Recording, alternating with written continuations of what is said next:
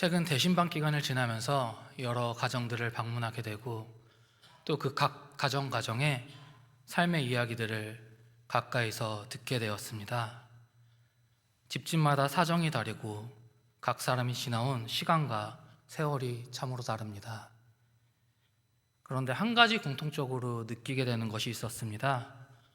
겉으로는 건강하게 살아가시는 것 같은 사람들도 그 안에서 이야기를 듣다 보면은 참 여러 가지 무게를 지니고 계시다는 것을 느꼈습니다.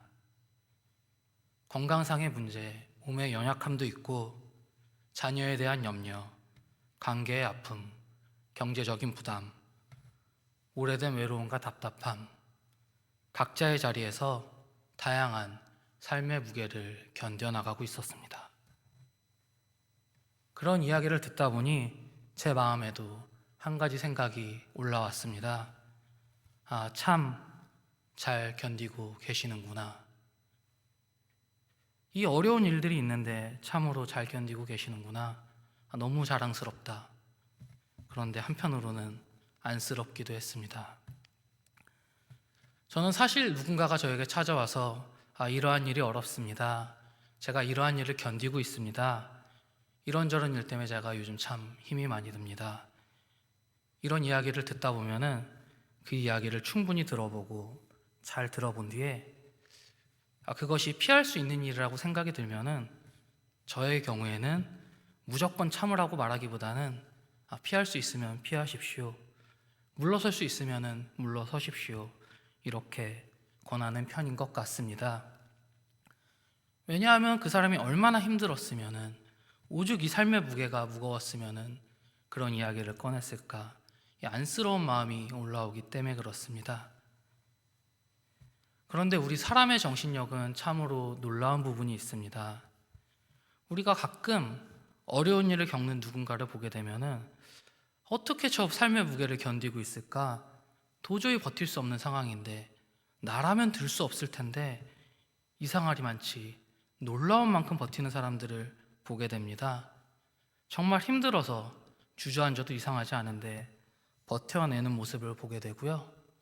또 한 가지 더 있는데 심지어 참지 말아야 할 일을 견딜 수 없고 견디지 말아야 할 일을 끝까지 참아내는 사람도 보게 됩니다. 그러니까 사실은 이 정도로 힘든 상황이면은 제가 못하겠습니다. 더는 어렵겠습니다. 말할 법도 한데 그 말을 하지 못하고 죽을 만큼 힘들면은 제가 죽겠으니까 못하겠습니다라고 할 텐데 결국 죽을 만큼 힘든 일을 죽을 때까지 버텨내는 사람들 또한 우리가 보게 됩니다. 그러한 과정을 겪으면서 보게 되면서 더더욱 드는 생각이 있습니다. 참는다는 것이 정말 위대한 일이지만 그 자체가 늘 정답은 아니겠구나. 피할 수 있는 것을 피하는 것 또한 지혜가 아닐까 이런 생각을 하게 되었습니다. 그런데 한 가지 우리가 생각해 봐야 할 것이 있습니다.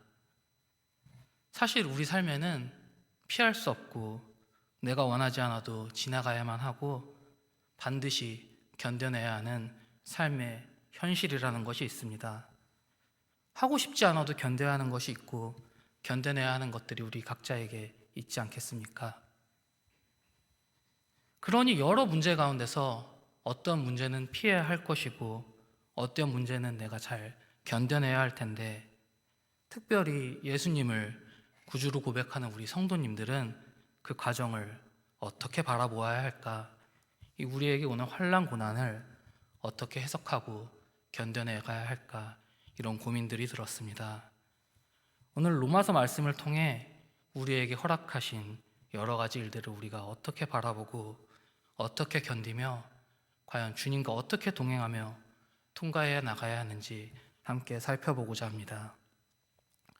오늘 본문 말씀 로마서 5장은 칭의를 다루고 있습니다.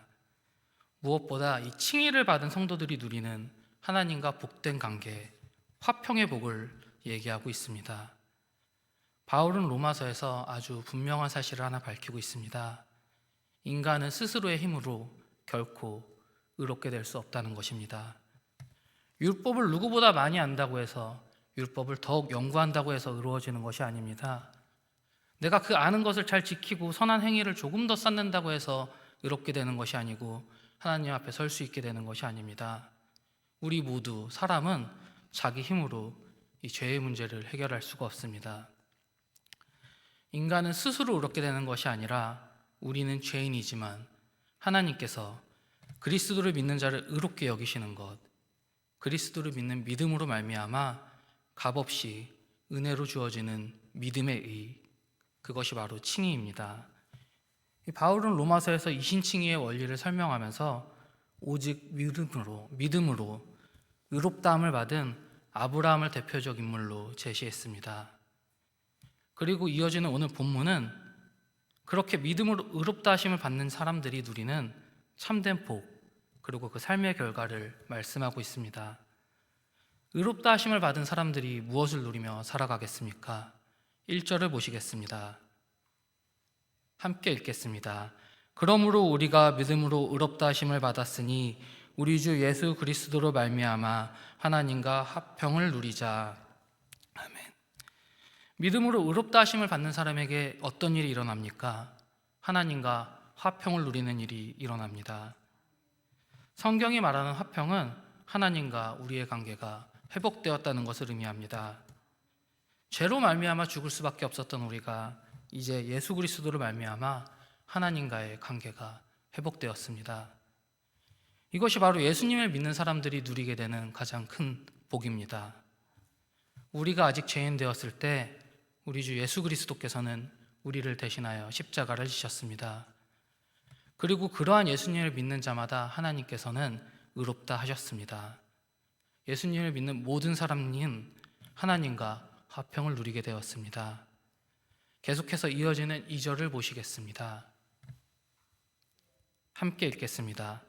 또한 그로 말미암아 우리가 믿음으로 서 있는 이 은혜에 들어감을 얻었으며 하나님의 영광을 바라고 즐거워하느니라. 이어지는 말씀을 보면은 하나님과 화평 관계에 들어간 성도들은 하나님의 영광을 바라고 즐거워한다고 말씀하고 있습니다. 이제 은혜의 관계 안에 들어간 사람들은 하나님의 영광을 바라며 즐거워하는 사람이 되게 됩니다. 이러한 말씀을 보면은 저는 시편 1편의 말씀이 떠올랐습니다. 시편 1편은 여호와의 율법을 즐거워하며 주야로 그 말씀을 묵상하는 사람을 시냇가에 심은 나무로 비유하고 있습니다. 그 나무는 철을 따라 열매를 맺고 잎사귀가 마르지 아니하였다고 하였습니다. 시냇가에 심은 나무는 뿌리가 생명의 근원인 강물에 닿아 있기 때문에 언제나 생명을 공급받으며 살아가게 됩니다. 마찬가지로 예수를 구주로 고백하며 믿는 사람들은 하나님과 화평하게 되어 그 안에 들어가서 하나님과 연결되어 살아가기 때문에 하나님의 영광을 바라며 즐거워하는 사람으로 살아가기 때문에 생명의 근원이신 하나님과 직접 연결되어 살아가는 사람들입니다. 이 어려움 속에서도 생명의 근원이신 하나님과 연결되어 있기 때문에 은혜의 공급이 끊어지지 않기 때문에 메마르지 않고 살아갈 수 있게 됩니다. 이것이 칭의를 얻은 사람들이 누리는 복된 삶입니다. 하나님 안에서 살고 하나님께 공급받고 하나님의 영광을 즐거워하며 하나님을 바라보며 살아가는 사람으로 되는 것입니다. 그런데 그 뒤에 중요한 말씀이 이어집니다. 이어지는 3절 말씀을 보겠습니다. 함께 읽겠습니다. 다만 이뿐 아니라 우리가 환난 중에도 즐거워하나니 이는 환난을 인내를. 아멘. 하나님과 화평하게 된 성도, 은혜 안에 서 있는 성도, 하나님의 영광을 바라보며 즐거워하는 사람들에게도 여전히 환난이 있습니다. 그런데 그 환난이 금방 끝나고 빠르게 지나가는 환난이 아니라 인내, 곧 견디는 시간을 필요로 한다는 것입니다. 하나님과 화평하게 되었다는 말씀, 그 삶의 결과가 성도의 삶이 이제는 아무 문제 없는 삶이 되는 것이 아니라 순탄한 삶을 살아가게 되는 것이 아니라 예수를 구주로 고백한 사람들, 하나님의 은혜 관계 안에 들어간 성도들에게도 환난이 있다고 말씀하고 있습니다. 믿는 자의 삶에도 어려움이 있고 그것을 견디는 시간, 인내의 시간이 필요합니다. 왜 하나님께서는 하나님을 믿는 사람에게도 이와 같은 시간을 허락하십니까? 그리고 왜 그것이 한순간 끝나는 것이 아니라 참고 견뎌나가는 인내의 시간을 필요로 하겠습니까? 환난이 오는 것이 어떻게 우리에게 복된 일이 되겠습니까? 왜 심지어 그것을 우리가 인내해야 합니까? 나무와 조각품에 대해서 우리가 생각해 봤으면 좋겠습니다. 나무는 단지 나무 토막일 뿐입니다. 하지만 조각품은 하나의 작품입니다. 조각가는 좋은 나무 하나를 집어듭니다. 아직은 단지 나무 토막일 뿐입니다. 그런데 그 나무를 찢고 깎고 도려내고 다듬어냅니다. 그렇게 하나의 조각품을 하나하나 조각해 나갑니다. 그 과정은 나무의 입장에서 부셔지고 찢기고 떨어져 나가는 과정을 동반합니다. 마치 이전의 모양을 잃어버리게 되는 고통스러운 순간을 경험하게 되는 것입니다. 그대로 내버려 두면은 나는 그대로 살아갈 텐데, 나무인 채로 머물 텐데 왜 나에게 이런 고통이 있는 것인가? 조각가가 손을 대는 그 순간부터 나무에게는 도저히 이해할 수 없는 일들이 벌어지기 시작하는 것입니다. 자신의 일부가 찢겨나가는 환난의 시작이 이제 시작됩니다. 조각가의 손길이 닿는 그 부분마다 아픔이 일어납니다. 나를 구성하던 것들, 내가 나라고 여기고 소중하게 여기던 그런 부분들이 하나하나 떨어져 나가게 됩니다. 그런데 그 모든 시간이 지나고 인내의 시간이 지나고 조각이 완성되면은 더 이상 나무는 나무 토막이 아닙니다. 하나의 작품이 됩니다. 이전에는 몰랐던 형상이 드러나게 되고 이전에는 알 수 없었던 아름다움을 가지게 됩니다. 나무에게는 새로운 목적과 의미가 부여되게 됩니다. 그제야 그 깎여나가던 인고의 시간의 의미가 드러나는 것입니다. 나무는 조각가의 의도가 담긴 작품으로 변화되어 세상에 빛을 발하기 시작합니다. 나무는 자기의 힘으로 작품을 만들어낼 수 없습니다. 자기 스스로 자신 안에 있는 불필요한 부분을 제거할 수도 없습니다. 조각가의 손이 필요합니다. 그리고 그 손길은 편하기만 한 손길, 안락한 손길이 아니라 환난이라는 정과 고난이라는 끌로 찢고 끊어내는 시간이 될 것입니다. 나무는 그 고통의 의미를 알겠습니까? 정이 박힐 때, 끌이 들어올 때, 나무가 지금 자신에게 무슨 일이 일어나고 있는지 그 의미를 다 이해할 수 없을 것입니다. 그 과정의 의미, 그리고 도달할 그 최종의 목표를 도저히 알 수 없을 것입니다. 그저 아픈 일이고 자기 존재가 깎여나가는 시간으로밖에 여기지 못할 것입니다. 그러나 결과가 나면은 그때 비로소 알게 됩니다. 우리의 환난이 바로 이와 같습니다.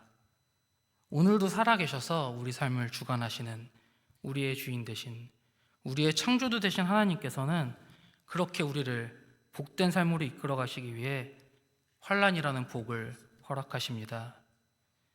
친히 우리의 조각가가 되셔서 환난이라는 끌과 고난이라는 정을 가지고 우리를 찢고 깎고 다듬어 가십니다. 그 과정이 우리에겐 쉽지 않은 일일 것입니다. 이해되지 않은 일일 것입니다. 견디기 어려운 시간 또한 있을 것입니다. 그러나 그 시간이 단지 내가 떨어져 나가는 괴롭고 고통스러운 시간, 허송세월의 의미 없는 환난의 시간, 그래서 내가 무너지는 시간이 아니라 오히려 나에게 복이 되는 시간, 내가 연단되어 가는 시간임을 깨달아야 합니다. 환난은 인내를, 인내는 연단을 이룬다고 말씀하셨습니다.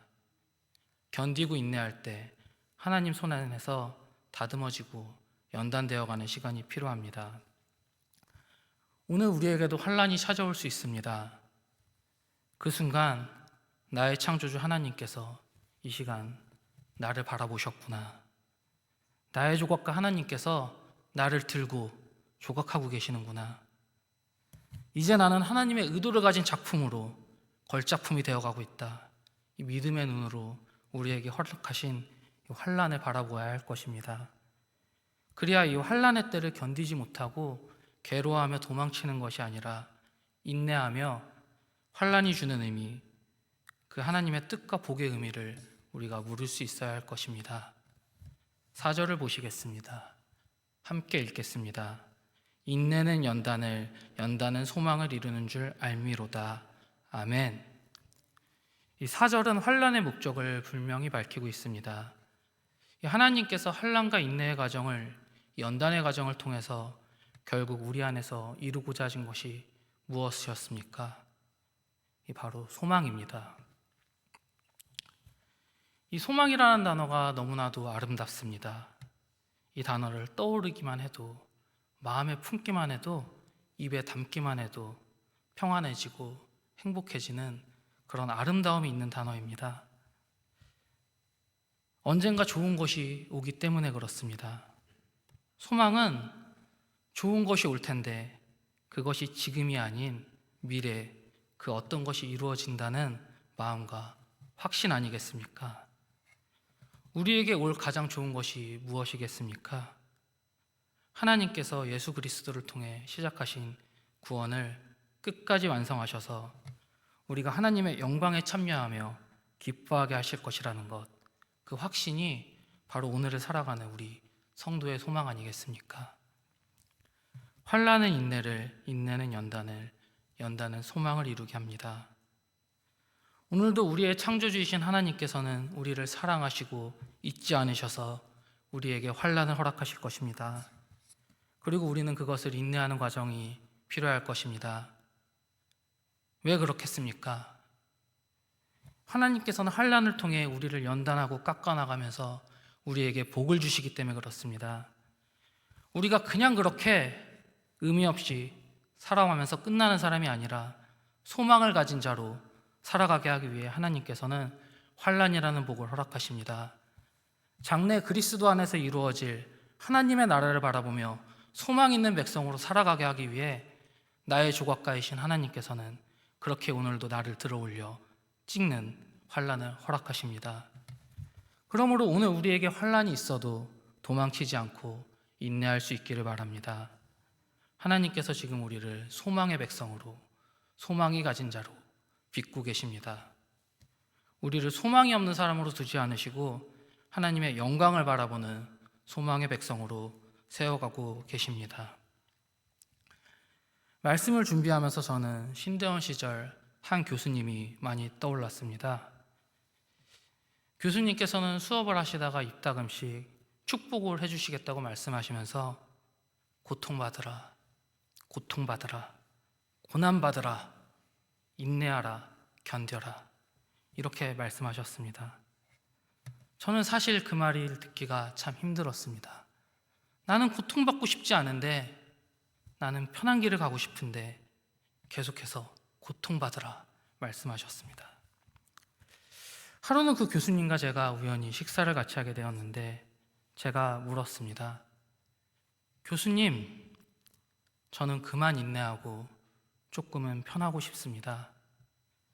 그런데 교수님께서 자꾸만 고통받으라, 견디라, 고통받으라, 인내하라 이렇게 말씀하시니까 쉬려고만 생각하는 제가 잘못된 생각을 가진 것 같아서 마음이 많이 아픕니다. 교수님한테 말씀드렸습니다. 그 말을 들은 교수님께서는 잠시 고민하더니 저에게 이렇게 말씀했습니다. 전도사님, 얼마나 고생이 많으십니까? 그런데 견디는 자가 받는 복이 분명히 있습니다. 환난을 견디는 자가 받는 복이 분명히 있습니다. 오늘 우리가 환난 가운데 잘 견뎌나갈 수 있기를 바랍니다. 우리가 환난 중에도 즐거워하나니 이는 환난은 인내를, 인내는 연단을, 연단은 소망을 이루는 줄 알미로다. 아멘. 주신 말씀 생각하며 함께 찬송가 91장 찬송 드리겠습니다.